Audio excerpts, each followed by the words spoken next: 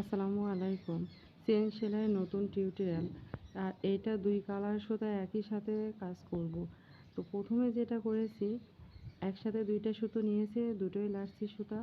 2টা সুতা একসাথে করে শুয়ে পেঁচ দেওয়া যাবে না, একটা একটা করে দিয়ে উঠিয়ে তারপর টান দেওয়ার সময় দুটোই টান দিলে একটা নিচে যাবে আর একটা উপরে যাবে।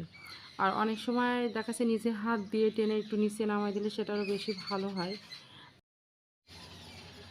মনে হতে পারে যে আলাদা আলাদা করে টানের প্রয়োজন আছে কি না। আলাদা আলাদা প্রয়োজন নেই, শুধুমাত্র সুই দিয়ে যখন পেঁচ দেওয়া হয় তখন 2 কালার, যেহেতু এক কালার পেঁচ দিয়ে আর একটা কালার ওইভাবেই থাকবে, শুয়ে আপনা আপনি টান দিলে তখন দুটোই ঠিক হয়ে যাবে। দেখেন আমি প্রত্যেকটা সেলাই কিভাবে করছি, কোনো রকম ভয় পাওয়ার দরকার নেই। এই ক্ষেত্রে হয় কি, 2 কালার হলে ভালো দেখায়, এখানে 2 3 সব ধরনের কালারই করা যায় কাজ।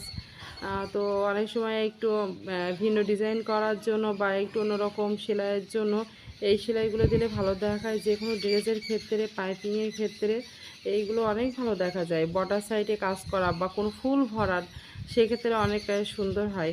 এই সেলাই টিউটোরিয়ালটা একেবারেই সহজ, আমি খুব স্লোলি দেখাচ্ছি কাজটা, এবং একটা একটা করে টেনে ভালো করে আমি বোঝানোর চেষ্টা করেছি।